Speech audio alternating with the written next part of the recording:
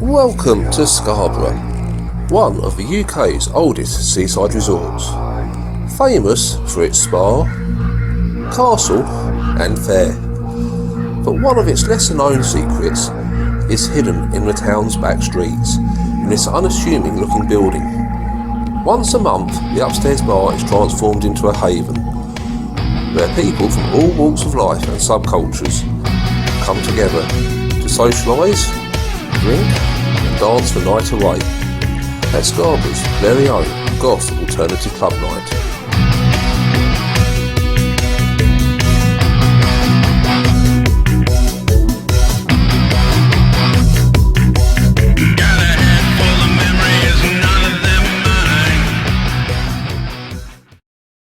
Hello, thank you for watching this video. This is a low budget, every expense spared DIY documentary about Resurrection's The Hell and Back Club, which is a goth alternative club night that I, DJ Victor Nelson, run here in Scarborough, North Yorkshire in England.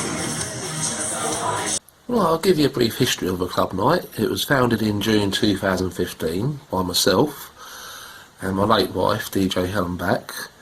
It was originally known as Resurrection Scarborough, and then we changed the name to Resurrection Goth Alternative Club Nights, and we're now known as Resurrection's The Hell and Back Club. Well, over the past 10 years we've run approximately 130 club nights.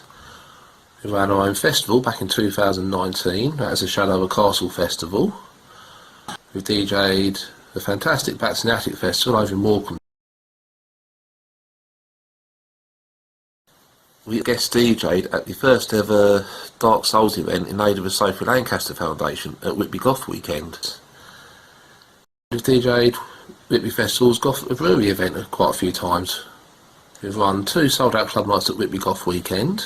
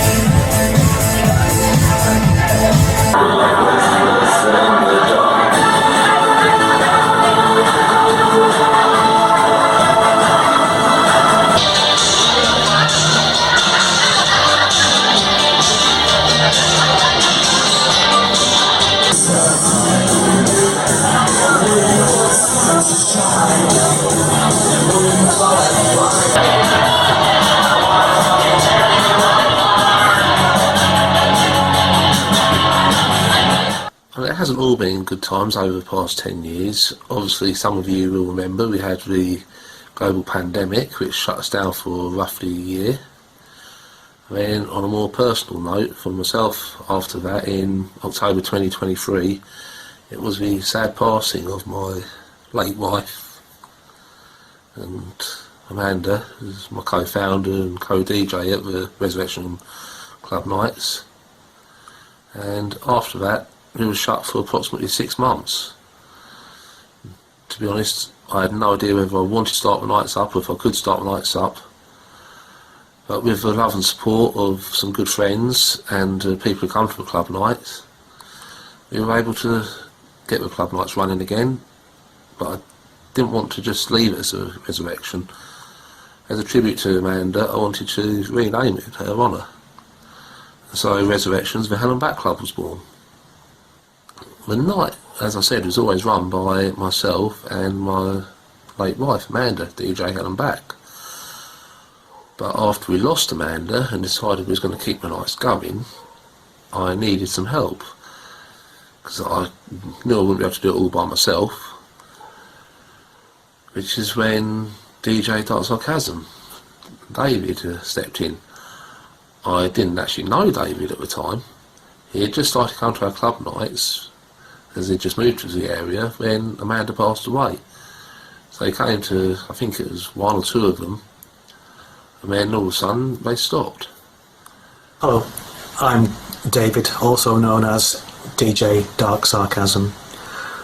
I've been living in Scarborough for about 3 years and very quickly made friends with lots of people in the alternative scene.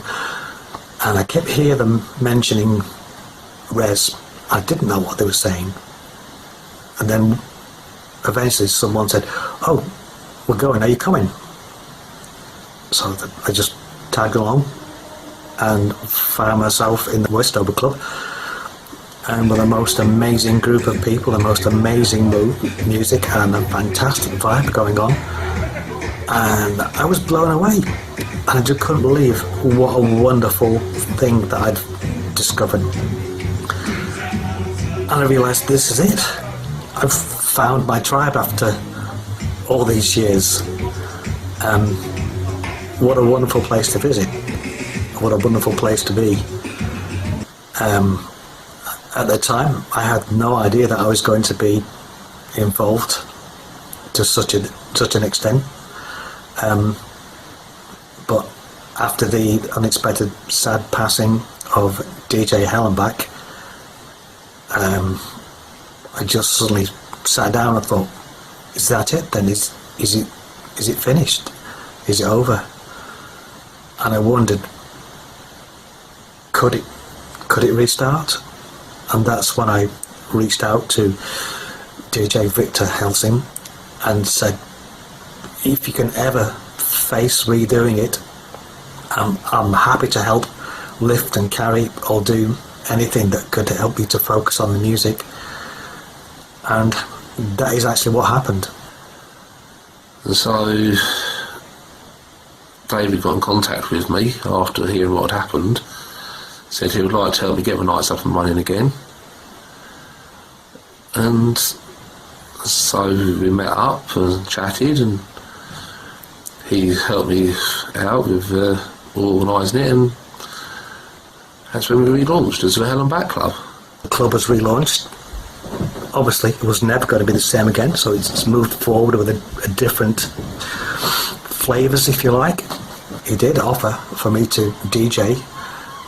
Initially I declined his offer, but eventually I did accept it, and it turned out to be one of the best decisions of my life, because it's an absolute joy to DJ at the Hellenbach Club.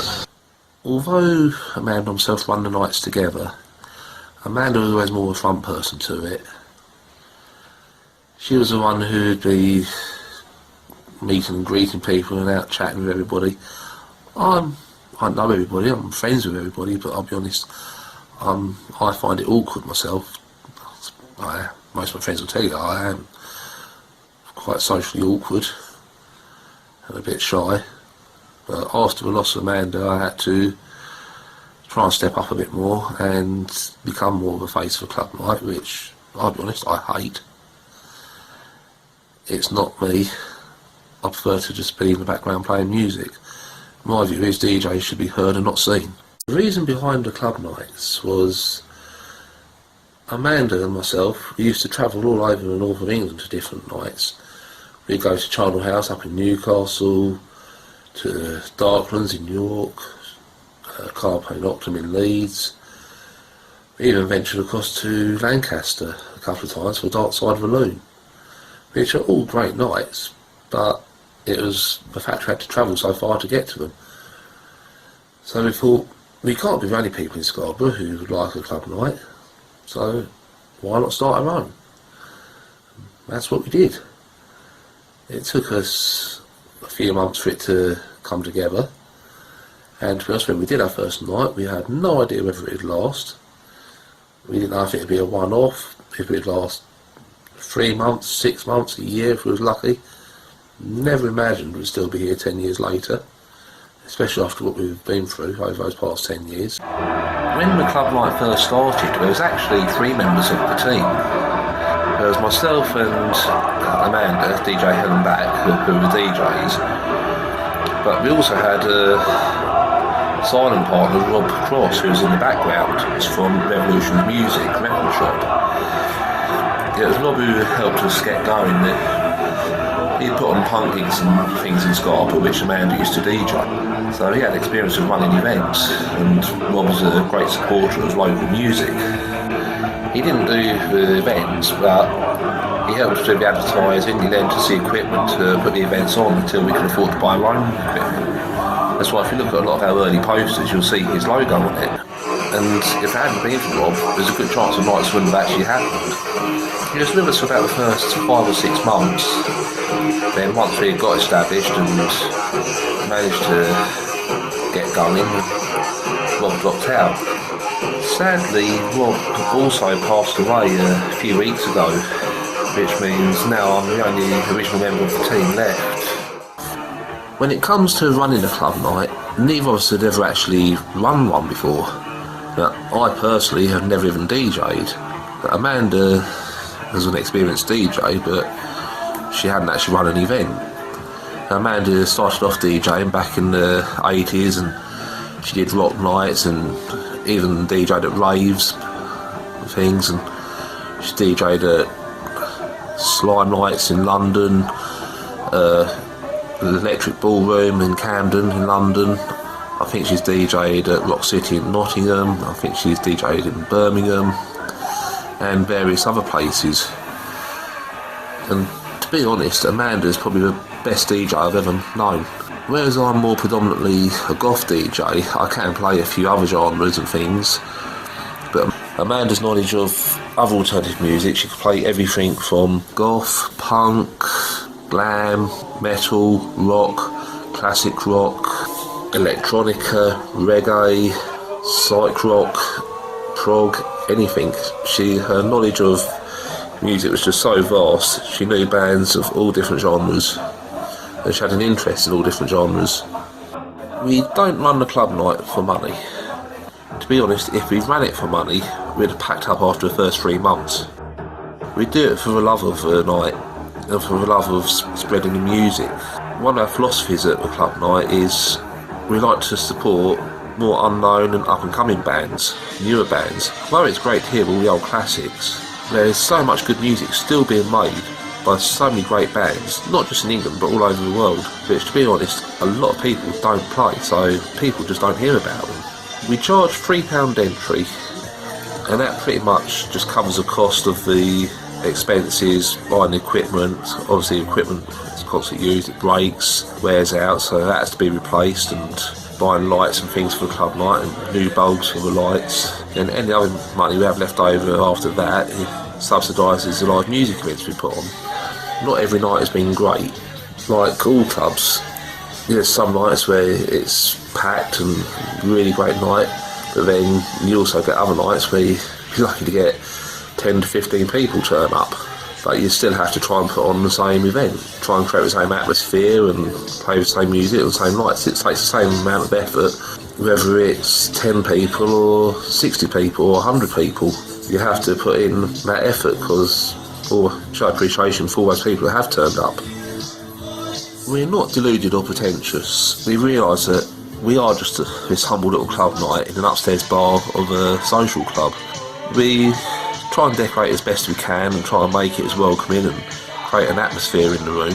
We use all different lights and things, and like I said, we know we're not this trendy nightclub or bar or anything like that, but we do our best to try and make it as nice as possible. And although Amanda and myself used to travel miles, even to the other side of the country, to go to different nights, it still blows my mind sometimes when people turn up to our night who have travelled 20, 30, 40, 50, sometimes even 70 miles to get there. Because although we've been running 10 years, I just don't hold our night in the same esteem as what those other nights were. But I suppose in a way it is. But I'm still sceptical when people say to me what a great night it is. A lot of the time I do think they are just being polite, but it's nice to hear. But it's just me being sceptical. I would like to think they probably do mean it. But it's not just a club night, it's more of a social event. everybody comes, they don't just come for music, they come to meet up with their friends and to enjoy themselves. Music is more secondary, it's more about just building a community together, which is what really a club night should be about.